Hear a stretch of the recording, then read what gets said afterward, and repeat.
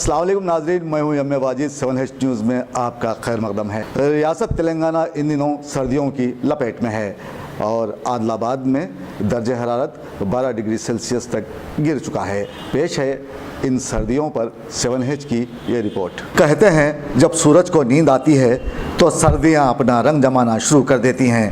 इन दिनों दोनों तेलुगु रियासतों में सर्दियों ने अपना दामन फैलाना शुरू कर दिया है।